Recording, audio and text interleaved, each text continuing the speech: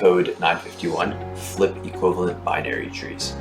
So first I'm just going to go over the problem statement so we can see what's going on here.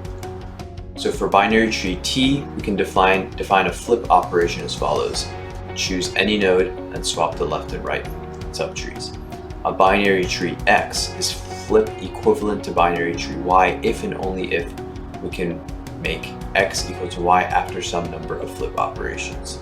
So if two trees are the exact same, then they are flip equivalent, and of course, if any number of children are flipped, then children or grandchildren are flipped, then it's also equivalent.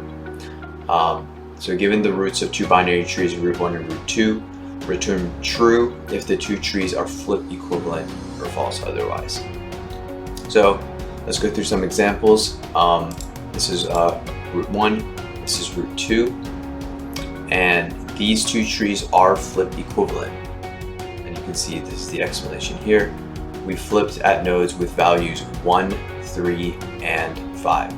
So it's flipped at 1 because you can see the two children 2 and 3 are flipped in root 2. And it's flipped at 3 because you can see 6, it's flipped at 3 because you can see in here 6 is the left child of 3, but in root 2 it's the right child. And it is flipped at 5, same thing. 8 is now the left child, here it's the right, and 7 is the right, here it was the left. And these two are flip equivalent. If you have two empty trees, it is flip equivalent because it's an equivalent tree. If you have one tree that's empty, one with one node, false because they're completely different. If you have a tree which is the same thing as this one, if one tree is null, if one tree is empty and another tree has values in it, then it's false. For this tree, we have 0 as the root, left child is null, right child is 1.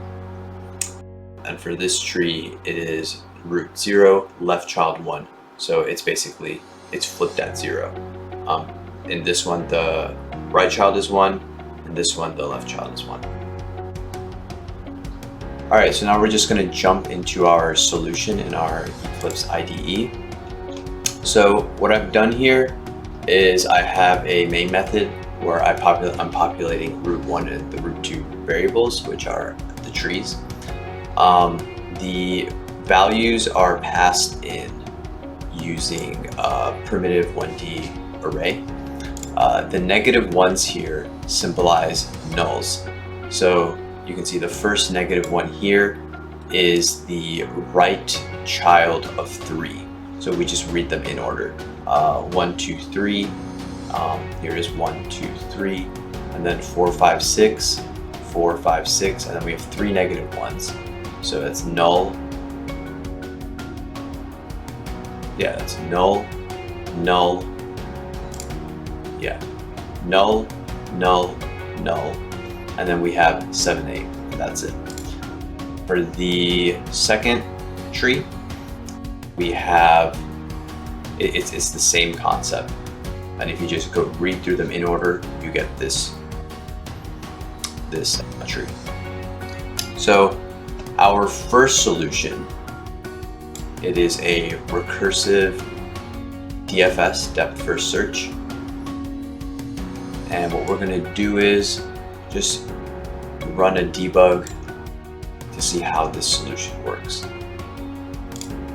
And just at a high level, the solution just runs through both of the trees and recursively iterates through both trees to make sure that either everything is equivalent or that it is flip equivalent. So I'm going to put our breakpoint right here and then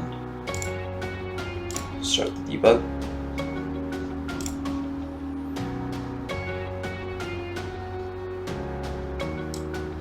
Alright, we're a little low on space here, but we'll make it do. So that's R1 and R2. So this is just our base case of sorts.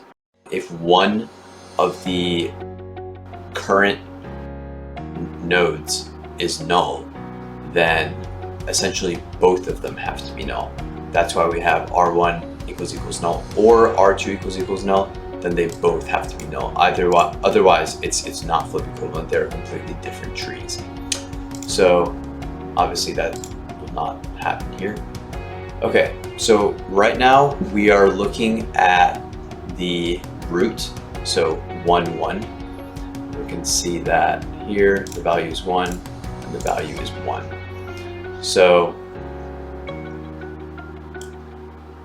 our first check, we're seeing if r1.left and r2.left are flip equivalent, or the same thing.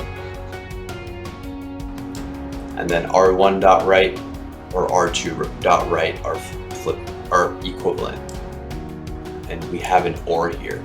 So this checks for complete equivalency, equality. And if that's not true, then we see if the flips are equivalent, which is right here. r1.left, r2.right, and r1.right, r2.left. So for our first check,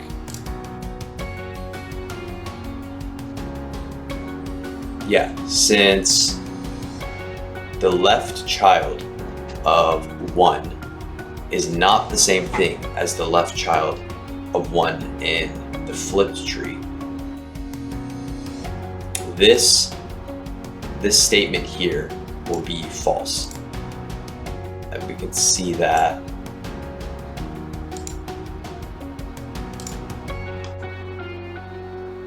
Alright, so what I've done here is I've actually changed the logic a little bit to have the Boolean comparisons done before the return statement, just so I can show you guys what's happening here.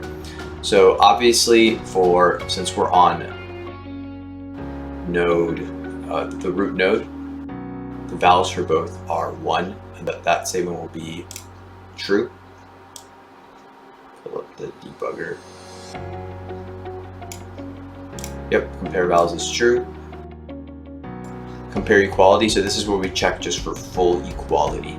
So this one is going to return false because we have 2, 3, so they're different, and 3, 2. So let's see. Compare equals, we have false. Now, if we compare the flip equivalence, so left and right, and then right and left, this one will be true. Right. And let's see. And that is true. So when we run this statement, again, we have to make sure, number one, the values must be the same. And either the full equivalency or the flip equivalency has to be true.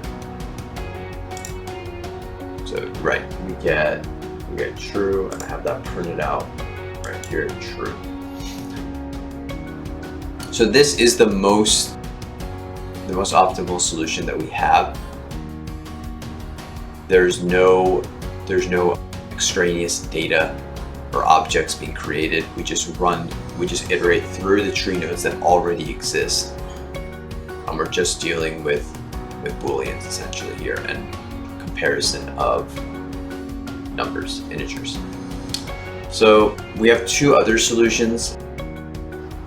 One is a iterative BFS, and the other is a iterative DFS.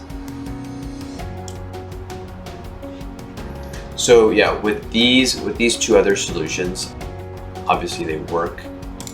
We're going to run the whole thing. True, true, true.